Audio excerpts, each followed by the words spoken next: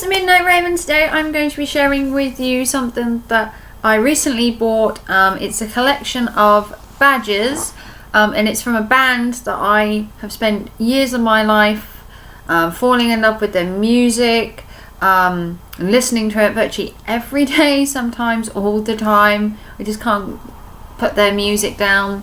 So I was going on eBay the other day and I came across these badges for the band TREX. My dad brought me up on TREX since I was a little girl. They used to be called Tyrannosaurus Rex. Originally they were an English rock band. They started in 1967 as a folk band. They made 4 albums. I'm going to give you a little bit of history and then I'm going to show you the badges. So back in 1967, 2 people called Mark Bolan and Mickey Finn came together and created a pop rock glam explosion. They used to be a psychedelic band, and then in around 1969 Mark Bolan decided that folk was slowing down and was slowly phasing out, and that a new phase was on its way, and that happened to be the invention of glam rock. So in 1970 they shortened the name from Tyrannosaurus Rex to T-Rex. They shortened it because on a poster, when you put Tyrannosaurus Rex, it would have to be really small because it was such a big name. So their manager then decided that if it was a little name, make it really big on a poster, people would notice it. So they shrunk it to T-Rex, which I think probably sounds more rock and glam, and obviously the Tyrannosaurus does sound a bit more folky. So between the years of 1970 and 1973 they made 11 singles, topped in the top 10 charts in the UK. They had 4 #1 hits, including Hot Love, Get It On, Telegram Sam, and there's another one by Metal Guru, one of my favourites. In 1977, unfortunately, due to an accident, Mark died. They were due to bring out a new album and had loads of stuff in the pipeline. Like he was currently helping Susie and the Banshees do their new album.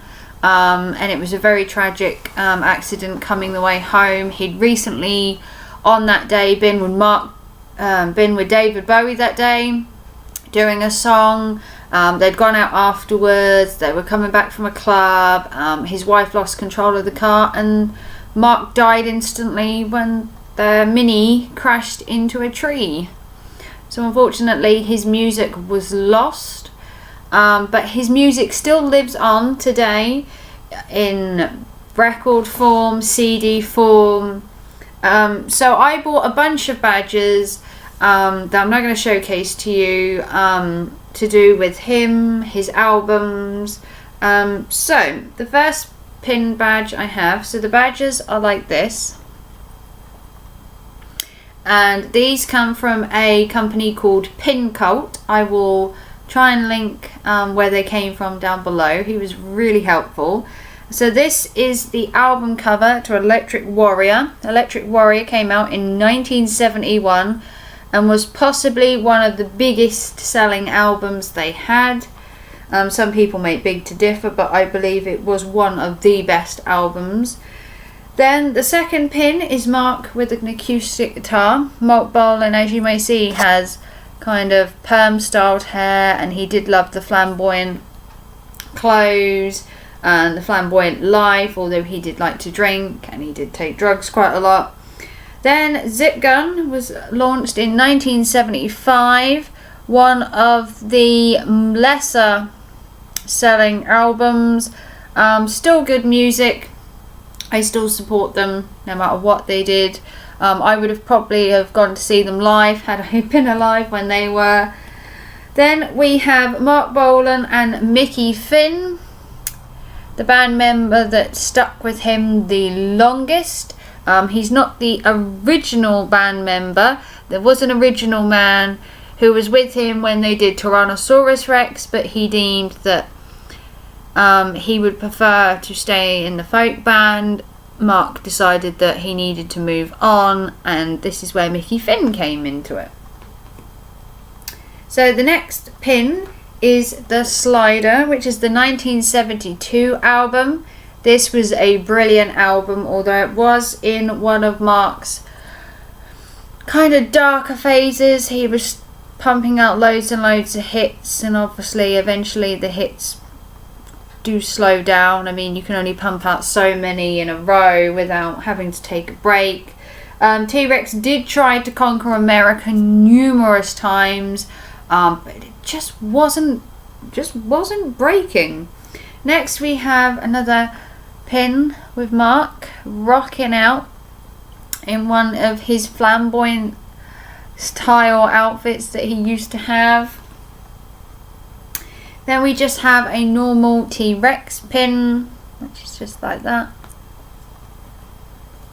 The next one we have is Mark again playing acoustic. He loved the acoustic guitar and used to love having jamming sessions and that. But to be in the glam rock and the punk phase and everything, it all changed to electric guitars. This pin is for the Essential Collections album that came out. I actually own every album he's done, just in case you're wondering. This is the On Stage one. This is where he then started using electric guitars to rock out. It was a necessary move to go from folk, where he was sitting on cross-legged and that whole kind of psychedelic hippie phase, to getting off his feet, jamming on an electric guitar on stage and really rocking out. Next we just have like a cameo of Mark looking very serious, possibly singing one of the more somber songs. They're not all kind of punky and rocky and bleh. They do some really nice somber songs as well, although the rocky ones are kind of the better ones. Next we have Ride a White Swan, which was one of their first hits. It's where he first came in and took the world by storm. Also, I believe that was to show his quirky side. He appeared on Top of the Pops and he rode around stage on a huge, ginormous white mechanical swan. And the song was called Ride a White Swan. So basically the story for that is his wife was bored of him not being able to come up with a song. She locked him in his bedroom and told him he wasn't allowed to come out unless he came up with a couple of songs. He was doing her head in. It came as a couple of hours later she knocked on the door, went to bring him a cup of tea, said, "What have you got for me?" And he had this song Ride a White Swan, and that was the first song they brought out as T-Rex. So next we have another T-Rex pin, again with Mickey Finn. They were kind of inseparable.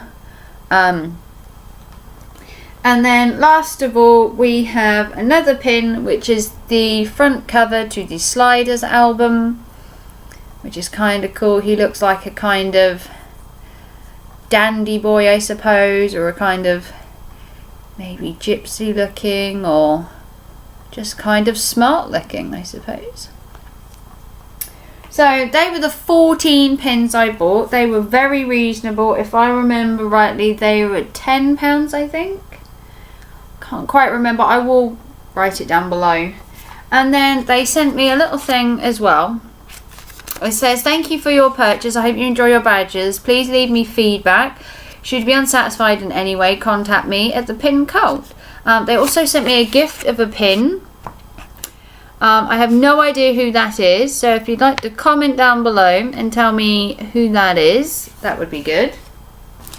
So, I hope you really enjoyed my T-Rex history with my new badges, which I've been keeping an eye out for a while, but that happened to be the last set of Mark Bolan ones he had that was that big. I don't know whether he's still got any of the smaller sets or just individual badges, but that as a whole was the last one that he had at the minute.